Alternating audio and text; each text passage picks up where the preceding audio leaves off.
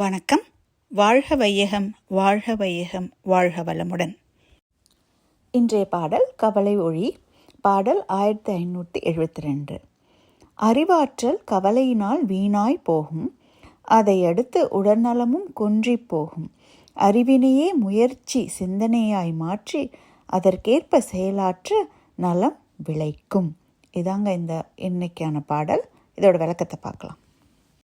இந்த பாடலோட விளக்கத்தை ஒரு சின்ன கதையின் மூலமாக புரிஞ்சுக்கலாங்க.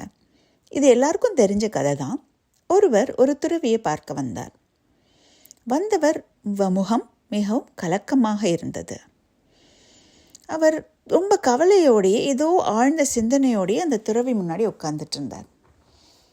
அந்த துறவி இவரின் ஆழ்ந்த சிந்தனை முகத்தை பார்த்துட்டு ஏதோ கவலை போல இருக்குது அப்படின்னு நினச்சிட்டு அவரை கொஞ்சம் கூல்டவுன் பண்ணுறதுக்காக, சரி நீங்கள் கொஞ்சம் டீ குடிக்கிறீங்களா அப்படின்னு கேட்டார்.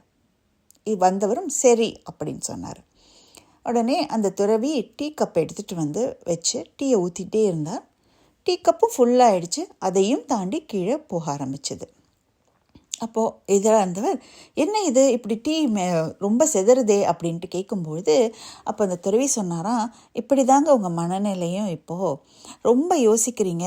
அதனால் நான் சொல்ல வரதோ உங்களை கவலைகளை போக்க யாரான அறிவுரை கூறினாலோ இல்லை ஹெல்ப் கொடுத்தாலோ நீங்கள் ஏற்றுக்க முடியாத மனநிலையில் இருக்கீங்க அப்படின்னு சொன்னாராம். இதுதாங்க இந்த பாடலோட விளக்கம்.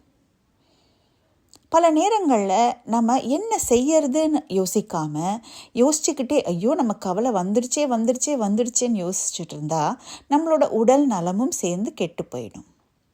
அதை விட என்ன செய்யலாம், நம்மளோட பிரச்சனை எப்படி சால்வ் பண்ணலாம் அப்படின்னு நினச்சோன்னா நம்மளோட கவலை கண்டிப்பாக கொஞ்சம் கொஞ்சமாக குறையும், நம்மளோட உடல் நலமும் மேம்படும். சரி, அப்போ எப்படி யோசிக்கிறது, எப்படி யோசிக்கக்கூடாது அப்படின்றதுக்கு முதல்ல எப்படி யோசிக்கக்கூடாது அப்படின்றதுக்கு ஒரு கதையை பார்க்கலாம் வாங்க. யோசிக்க வேண்டாம் அப்படின்றதுக்கு ஒரு கதை பார்க்கலாம் வாங்க.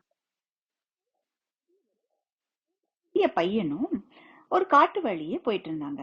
அவங்க கூட ஒரு கழுதையும் வச்சிருந்தாங்க. அவங்க அந்த காட்டு பயணத்தை முடிச்சு ஒரு கிராமத்துக்கு சென்றடைந்த பொழுது அந்த கிராம மக்கள்லாம் அவர்களை பார்த்து கிண்டல் செய்தாங்க, அது கேலி செய்தாங்க.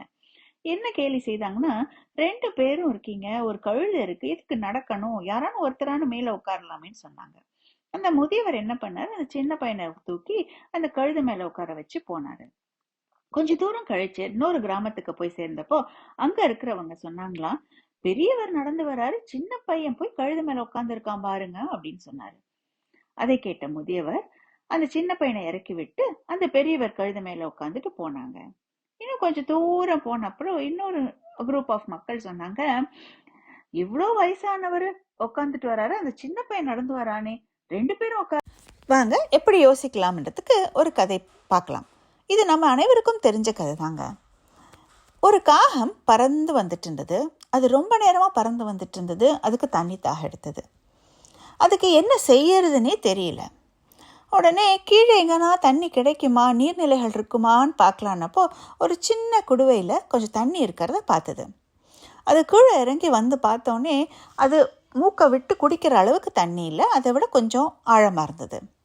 என்ன செய்யலான்னு யோசித்து சுற்றி முற்றி பார்த்தா நிறைய சின்ன சின்ன கற்கள் இருந்தது. அந்த காகம் உடனே சின்ன சின்ன கல்லாக பொறுக்கி அந்த குடுவையில் போட்டு தண்ணி மேலே வந்தோன்னு குடிச்சிது.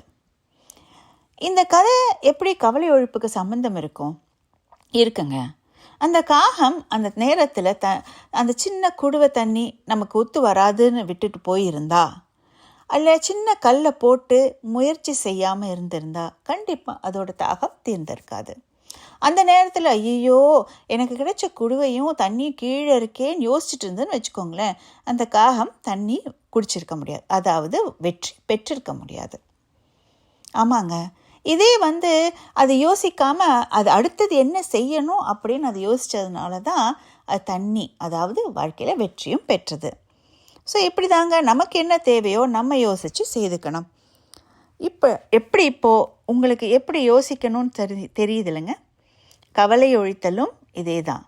நம்ம என்ன யோசித்து நமக்கு என்ன தேவை நம்ம செஞ்சுக்கிட்டோன்னா நம்ம மனசும் நம்ம உடலும் மகரிஷி சொன்ன மாதிரி ரொம்ப ஆரோக்கியமாக இருக்கும். இது எனக்கு தெரிந்தவரை நான் இந்த பாடலோட எக்ஸ்ப்ளனேஷனுங்க. நன்றி, வணக்கம், வாழ்க வளமுடன்.